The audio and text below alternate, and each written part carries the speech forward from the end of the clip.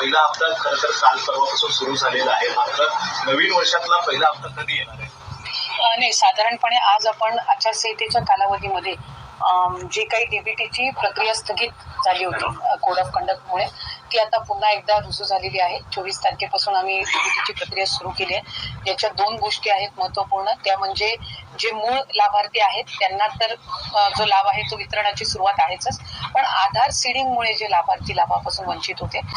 नमस्कार, मी अजित पालव. माझ्या सर्व माता भगिनींचं आजच्या व्हिडिओमध्ये स्वागत. आता बहुतेक सर्व महिलांना 6व्या महिन्याचा हप्ता मिळाला असेलच, तर उद्या 31 डिसेंबर उद्याचा शेवटचा दिवस असणार आहे 6व्या महिन्याच्या हप्त्याच्या वाटपाचा. त्यानंतर जानेवारी महिन्याच्या हप्त्याचं वाटप सुरू होईल. परंतु ज्या महिलांना डिसेंबरचा हप्ता उद्या देखील मिळाला नाही, तर त्यांनी काय करायचं? त्याचबरोबरीनं जानेवारीच्या हप्त्याचं वाटप कोणत्या दिवशी सुरू होईल? ज्यांचे फॉर्म अप्रूव्ह नाही, ज्यांना एकही हप्ता आला नाही, अशा महिलांना पुन्हा फॉर्म भरता येणार का? पत्रकारांनी विचारलेल्या या सर्व प्रश्नांची उत्तरे अदितीताई यांनी काय दिली ते आपण पुढे पाहणार आहोतच. परंतु कृपया ज्या महिलांना डिसेंबरचा हप्ता आला नाही त्यांनी मला नक्की कमेंट करून सांगायचं आहे. तर पाहूयात अदितीताई काय म्हणाल्या. तत्पूर्वी तुम्ही जर चॅनलवर नवीन असाल, चॅनलला सबस्क्राईब केलं नसेल तर लगेच करून घ्या, बेल आयकॉन दाबा आणि व्हिडिओ आवडलाच एक लाईक मात्र अवश्य करा. राज्याचे मुख्यमंत्री देवेंद्रजी फडणवीस साहेब आणि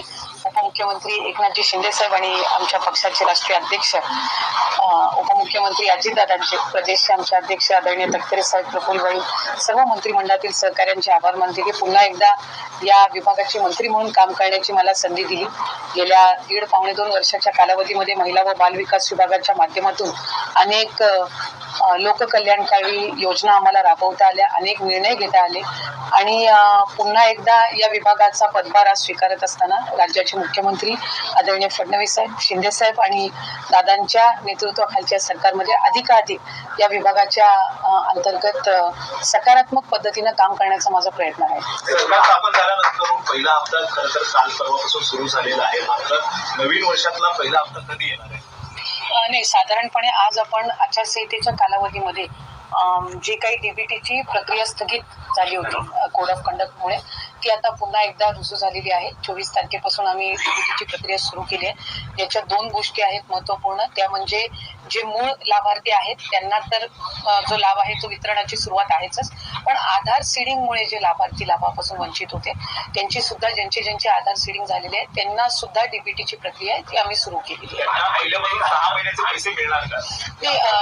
आम्ही सुरुवातीलाच ज्या वेळेला योजना जाहीर झालेली होती त्याच्यानंतर सुद्धा निकषांमध्ये एक गोष्ट जी नमूद करण्यात आलेली होती की जुलै आणि ऑगस्ट महिन्यामध्ये ज्या लाभार्थ्यांनी पात्र अर्ज त्यांचा दाखल केलेला आहे आणि जे अप्रूव्ड आहेत त्यांना त्या महिन्यापासूनचे त्या ठिकाणी मिळतील आणि त्याच्यानंतरचे जे आहेत ते ज्या महिन्यामध्ये त्यांनी रजिस्ट्रेशन केलेलं आहे तिथपासून निश्चितपणाने त्या महिन्याचा त्यांना लाभ हा मिळणार आहे.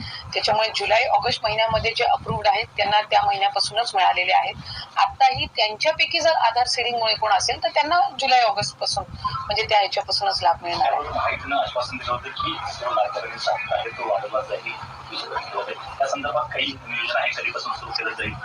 राज्याचे मुख्यमंत्री आदरणीय देवेंद्र फडणवीस साहेबांनी ज्या वेळेला पहिली पत्रकार परिषद घेतली त्याच वेळेला त्यांनी त्या संदर्भातली जी महायुतीच्या सरकारची भूमिका आहे ती त्या ठिकाणी स्पष्ट केली.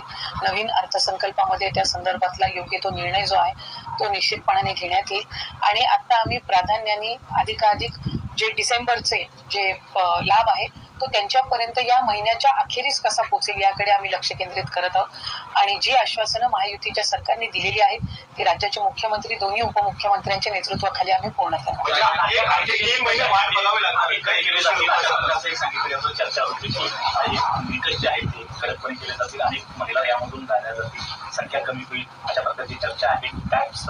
या ज्या सगळ्या चर्चा आहेत ते गेल्या अनेक दिवसांपासून वेगवेगळ्या माध्यमातून आम्हालाही ऐकायला मिळत आहेत, पण कागदोपत्रावर किंवा लेखी कुठल्याही शासन निर्णयामध्ये कुठलाही बदल निकषांमध्ये करण्यात आलेला नाहीये. अशा पद्धतीचं कुठलीही सर्क्युलर सुद्धा काढलं गेलेलं नाहीये. आम्ही त्याही वेळेला एक गोष्टीची स्पष्टता दिली होती की जी काही फेर तपासणी असेल किंवा त्या गोष्टी असतील या कंप्लेंट बेस्ड राहतील. त्याच्यामुळे आताही उदाहरणार्थ आम्ही ज्या वेळेला ऑगस्ट किंवा ऑक्टोबर महिन्यामध्ये ज्या वेळेला डीबीटी केलेलं होतं, डीबीटी करत असताना काही ठिकाणी अशा कंप्लेंट झालेल्या होत्या की एकाच व्यक्तीने 19 अकाउंट्स किंवा असे काही करून केलेलं आहे, काही एकाच आधार कार्डवर बरेच फॉर्म भरले गेलेले आहेत. त्याही वेळेला त्या संदर्भातली ज्या वेळेला निदर्शनास आले त्या वेळेला ती योग्य कारवाई केलेली आहे. आताही कंप्लेंट बेस्ड ज्या वेळेला येतील तेव्हा त्याचं क्रॉस व्हेरिफिकेशन केलं जाईल आणि जी काही त्या संदर्भातली योग्य कारवाई आहे ती केली जाईल. राहिलेल्या महिलांना पुन्हा अर्ज करता येणार आहे त्या संदर्भातला अद्याप तरी निर्णय हा घेतला गेलेला नाहीये. आम्ही शेवटची अर्ज दाखल करण्याची जी मुदत आहे ती साधारणपणे 15 ऑक्टोबर पर्यंतची होती आणि बाय अँड लार्ज जर आम्ही बघितलं तर 2.5 कोटीपेक्षा जास्ती रजिस्ट्रेशन आज आमच्याकडे झालेलं आहे. म्हणजे विभाग म्हणून जो एक साधारणपणे अंदाज योजना आम्ही राबवत असताना किंवा आणताना जो एक ठेवला होता त्यानुसार रजिस्ट्रेशन जे आहे त्या ऑलमोस्ट 99% आपण त्याच्यापर्यंत पोहोचलेलो आहोत. त्यामुळे पुढे रजिस्ट्रेशनची मुदत द्यायची नाही द्यायची हा जो सगळा निर्णय हा मंत्रिमंडळाच्या बैठकीत होईल. मंत्रीचं झालेला आहे पण आता पालकमंत्री कधीपर्यंत रायगड वाढले ते त्या संदर्भातला योग्य निर्णय ते आमचे जे तिन्ही नेते आहेत ते घेतील. कालही मला वाटते आदरणीय फडणवीस साहेबांना ज्यावेळेला या संदर्भामध्ये विचारणा पत्रकारांच्या माध्यमातूनच करण्यात आलेली होती एक स्पष्टता त्यांनी दिलेली आहे की लवकरच ते करण्यात येईल आणि त्याचा जो निर्णय तो मुख्यमंत्री म्हणून ते असतील, उपमुख्यमंत्री शिंदे साहेब दादा आणि प्रदेश अध्यक्ष जे आहेत त्या पक्षाचे किंवा ज्यांना त्यांनी जबाबदारी दिलेली असेल त्या पद्धतीनं तो घेण्यात येईल. मंत्री म्हणून आम्ही सगळ्यांनीच बहुतांशी जणांनी आज किंवा कालमध्ये पदभार हा स्वीकारलेला आहे. त्यामुळे विभागाची जबाबदारी जी काही आम्हाला पार पाडायची त्याची सुरुवात झालेली आहे. मला खात्री पालकमंत्रीची सुद्धा जी काही योग्य ती वेळ आहे चर्चेनुसार सकारात्मक पद्धतीनं ते त्याही वेळेला जाहीर होईल. लाडक्या बहिणीला तुम्ही आता दिलं, मात्र दुसरीकडे सुरक्षित नाहीये अशा पद्धतीचं वारंवार दिसून येतं कारण की कालचीच कल्याणमध्ये घटना असेल या सगळ्या संदर्भामध्ये तुमचं पुढचं पाऊल काय असणार आहे? ते साधारणपणे आम्ही सुद्धा महिला व बाल विकास विभाग म्हणून गृह विभागासोबत जो राज्याचे मुख्यमंत्री फडणवीस साहेबांकडेच आहे अधिकाधिक कोऑर्डिनेशननी काय त्या संदर्भामध्ये महिलांच्या सुरक्षतेच्या दृष्टिकोनातून करता येईल ती योग्य ती पावलं निश्चितपणाने उचलू. कल्याणची जर केस आहे तर त्या संदर्भात मी सुद्धा तिथले जे संबंधित अधिकारी आहेत त्यांच्यासोबत त्या संदर्भातली माझी सुद्धा चर्चा झाली. मी सुद्धा त्या संदर्भातली प्राथमिक माहिती घेतली. जे आरोपी आहेत दोन्ही म्हणजे ते आणि त्यांच्या पत्नी मला वाटतं त्यांनाही अटक करण्यात आलेली आहे आणि त्या कायदेशीर ज्या बाबी आहेत त्या निश्चितपणाने सुरू झालेल्या आहेत आणि काल आणि आज आमची तीच भूमिका आहे की कडक शासन त्याला झालं पाहिजे. जास्तीत जास्त जी शिक्षा आहे अगदी फाशीपर्यंत जी शिक्षा आहे त्या अशा या गुन्हेगारांना निश्चितपणाने मिळाली पाहिजे. मी जो प्राथमिक माहिती घेतली त्यानुसार त्यांची काहीतरी आधी सुद्धा 1-2 गुन्ह्यांची काही पार्श्वभूमी आहे. काही त्यांनी मेंटली अनफिट असण्याचे सुद्धा काही सर्टिफिकेट दिलेले आहेत ज्याचे व्हेरिफिकेशन सुद्धा सुरू आहे.